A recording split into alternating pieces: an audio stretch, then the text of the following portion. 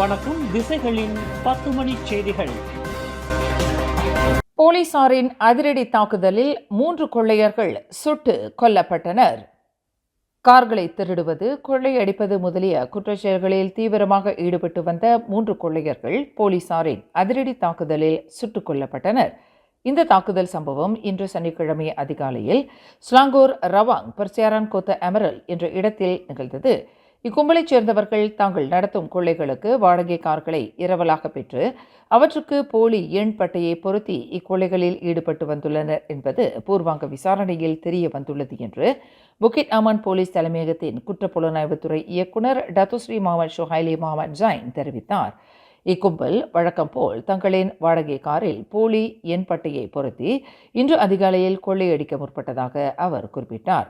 ஓப் லெஜாங் சோதனை நடவடிக்கையை மேற்கொண்டுள்ள போலீசார் ரவாங் பர்சியாரான் கோத்த எமரல் என்ற இடத்தில் நள்ளிரவு 12 மணி அளவில் சந்தேகத்திற்கு இடமாக சென்ற கார் ஒன்றை நிறுத்துவதற்கு முயற்சித்தனர். கொள்ளையர்கள் காரை நிறுத்துவதற்கு பதிலாக காரில் இருந்தவர்கள் போலீசாரை நோக்கி துப்பாக்கிச் சூட்டை நடத்தினர். அப்போது போலீசார் பதிலடி தாக்குதலை நடத்திய போது மூவரும் சம்பவ இடத்திலேயே சுட்டுக் கொல்லப்பட்டனர் என்று ஷுஹைலி முகமது ஜைன் தெரிவித்தார். சுட்டுக் கொல்லப்பட்ட மூவரில் 40 மற்றும் 43 வயது மதிக்கத்தக்க இருவரை போலீசார் அடையாளம் கண்டுவிட்டதாக இன்று நடைபெற்ற செய்தியாளர்கள் கூட்டத்தில் ஷுஹைலி முகமது ஜைன் குறிப்பிட்டார். அடையாளம் காணப்பட்ட 2 சந்தேக பேர்வழிகளுக்கு ஏற்கனவே குற்றப்பதிவுகள் உள்ளன.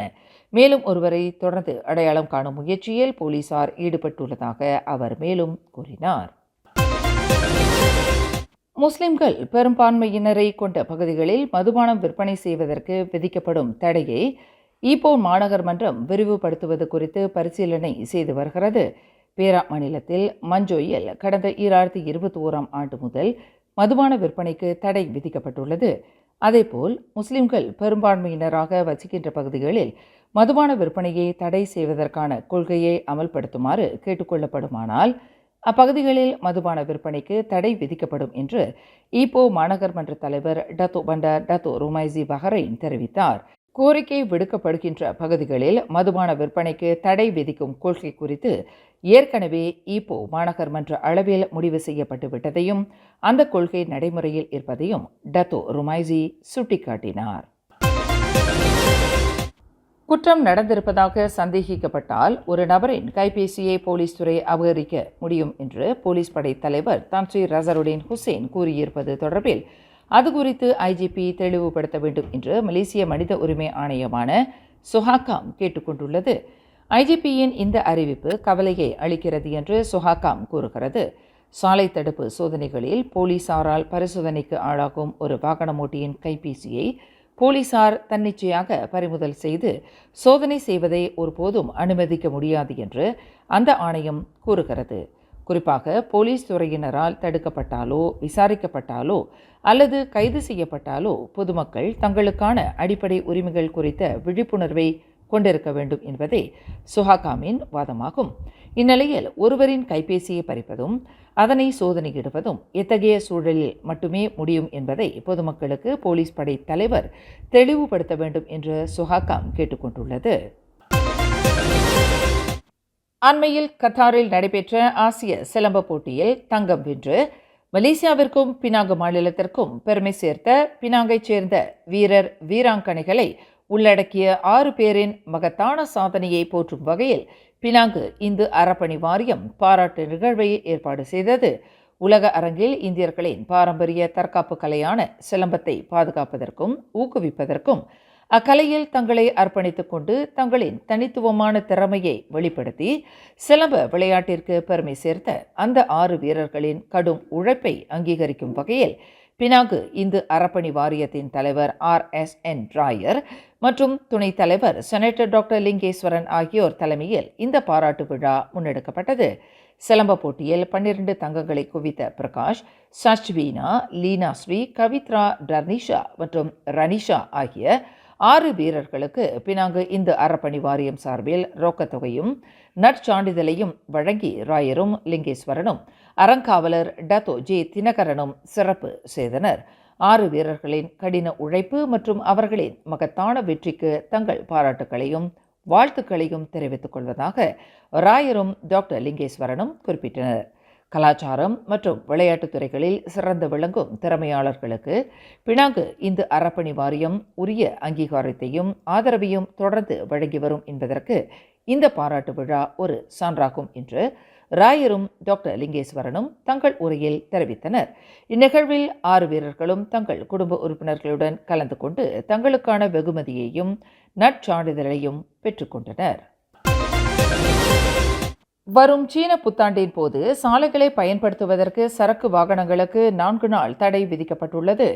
சீன புத்தாண்டுக்கு முன்பு ஜனவரி 27, 28 ஆகிய தேதிகளிலும், சீன புத்தாண்டுக்கு பிறகு பிப்ரவரி 1 தேதி மற்றும் 2ஆம் தேதிகளிலும் இந்த தடை அமலில் இருக்கும் என்று போக்குவரத்து அமைச்சு அறிவித்துள்ளது. சீன புத்தாண்டை ஒட்டி நீண்ட விடுமுறையை கழிப்பதற்கு பலர் தங்கள் கிராமங்களுக்கு செல்லக்கூடும். இதனால் வாகனங்களின் எண்ணிக்கை அதிகமாக இருக்கும் என்பதால் சரக்கு வாகனங்களுக்கு இந்த தடை விதிக்கப்பட்டுள்ளதாக போக்குவரத்து அமைச்சு தெளிவுபடுத்தி உள்ளது. ஓராண்டு நிறைவு பெறுவதற்கு முன்னதாகவே தனது சேவையை நிறுத்திக் கொண்ட உள்ளூர் சிக்கன கட்டண விமான நிறுவனமான மை ஏர்லைனின் இணை இயக்குனர் கோ ஹுவான் ஹுவா மீது குற்றவியல் வழக்கு பதிவு செய்யப்பட வேண்டும் என்று கோரிக்கை விடுக்கப்பட்டுள்ளது. கோ ஹுவான் ஹுவாவிற்கு எதிராக நடந்து வரும் சிவில் வழக்கை தொடுத்தவர்களான சுமார் 30 முதலீட்டாளர்களை உள்ளடக்கிய குழுவினர் ஷா அலாம் புக்கிட் ஜெலுத்தோங்கில் கோ ஹுவான் ஹுவா வசிக்கும் வீட்டின் நுழைவாயில் முன்புறம் இன்று ஒன்று கூடிய நிலையில் அவருக்கு எதிராக குற்றவியல் வழக்கு பதிவு செய்யப்பட வேண்டும் என்று கோரிக்கை விடுத்துள்ளனர். மை ஏர்லைனில் தங்களின் 80 லட்சம் ரிங்கிட்டை முதலீடு செய்துள்ளதாக அவர்கள் குறிப்பிட்டனர். அந்த பணம் திருப்பித் தரப்படாதது பெரும் ஏமாற்றத்தை அளிக்கிறது என்று அவர்கள் தங்கள் வேதனையை தெரிவித்தனர். முதலீட்டாளர்களில் 15 பேரை பிரதிநிதிக்கும் வழக்கறிஞர் ராஜேஷ் நாகராஜன் கூறுகையில், அந்த விமான நிறுவனத்தில் 2022ஆம் ஆண்டு சட்டவிரோதமாக முதலீடு செய்ததற்காக கோ ஹுவான் ஹுவாவுடன் தொடர்புடைய நிறுவனங்களுக்கு எதிராக பேங்க் நகாரா மலேசியா நடவடிக்கை எடுத்திருப்பதாக குறிப்பிட்டுள்ளார். ஆனால் போலீஸ் துறையோ அல்லது மலேசிய ஊழல் தடுப்பு ஆணையமோ அந்த தொழில் அதிபருக்கு எதிராக தங்கள் விசாரணையை இன்னும் முடிக்கவில்லை. அப்படி என்றால் கோ ஹுவான் ஹுவாவிற்கு எதிராக இதுவரையில் என்ன நடவடிக்கை எடுக்கப்பட்டுள்ளது என்று அவர் வினவினார். SPM தேர்வில் தங்களின் ஆக கடைசியான தேர்வுத்தாளை எழுதி முடித்துவிட்ட கழிப்பில் பள்ளிக்கு வெளியே மோட்டார் சைக்கிள்களின் இயந்திரத்தை முடுக்கிவிட்டு இரைச்சலை ஏற்படுத்தி அட்டகாசம் புரிந்த மாணவர்களை போலீஸ் துறை கைது செய்துள்ளது.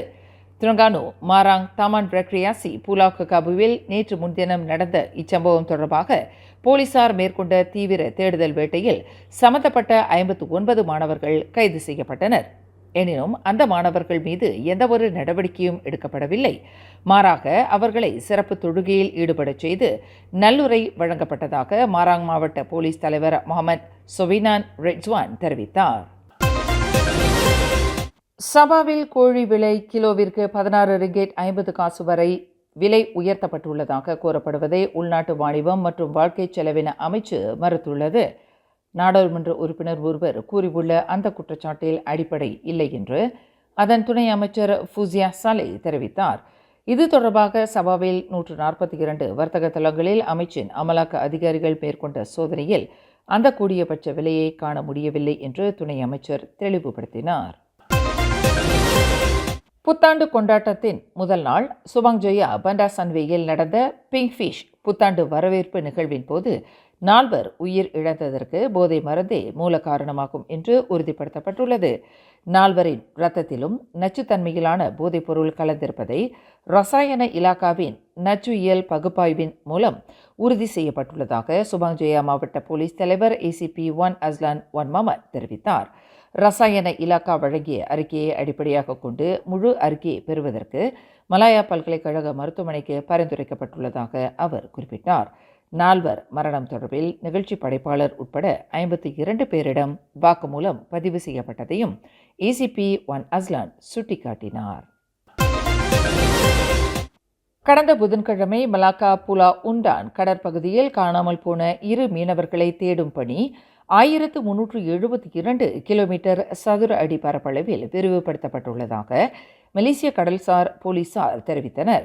சுபாங்கை தளமாக கொண்ட கடல்சார் நிலையத்தின் விமானம் மற்றும் 6 மீட்பு கப்பல்கள் பயன்படுத்தப்பட்டு தேடும் பணி முழுவீச்சில் முடுக்கிவிடப்பட்டுள்ளதாக மலாக்கா நக்ரி சம்பிலான் கடல்சார் அமலாக்க ஏஜென்சியின் இயக்குநர் முகமது கைரி அப்துல் அசீஸ் தெரிவித்தார்.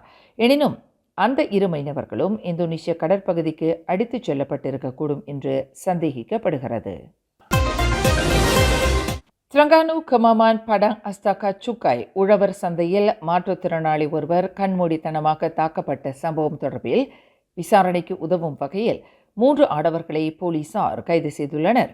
ஒரு வர்த்தகர் உட்பட அந்த மூவரும் இன்று காலையில் கைது செய்யப்பட்டதாக கமாமான் மாவட்ட போலீஸ் தலைவர் DSP 1 முகமது 1 ஜாஃபர் தெரிவித்தார். அடியை வாங்கிக் கொண்டு எதிர்த்து போராட முடியாமல் அந்த மாற்றுத்திறனாளி வலியால் துடித்து போன காட்சியை கொண்ட காணொலி ஒன்று சமூக வலைதளங்களில் வைரலானது மிகுந்த கவன ஈர்ப்பாக மாறியது. ஈவு இரக்கமின்றி இந்த செயலில் ஈடுபட்ட நபர்களுக்கு எதிராக கடும் நடவடிக்கை எடுக்கப்பட வேண்டும் என்று போலீஸ் துறையை வலைவாசிகள் வலியுறுத்தியிருந்தனர். மேலும் செய்திகளை தெரிந்து கொள்ள கீழே இருக்கும் பெல் பட்டனை அழுத்துங்கள். உங்கள் மகிழ்ச்சியை வெளிப்படுத்த லைக் மற்றும் ஷேர் செய்யுங்கள். தொடர்ந்து திசைகளோடு இணைந்திருக்க சப்ஸ்கிரைப் செய்யுங்கள்.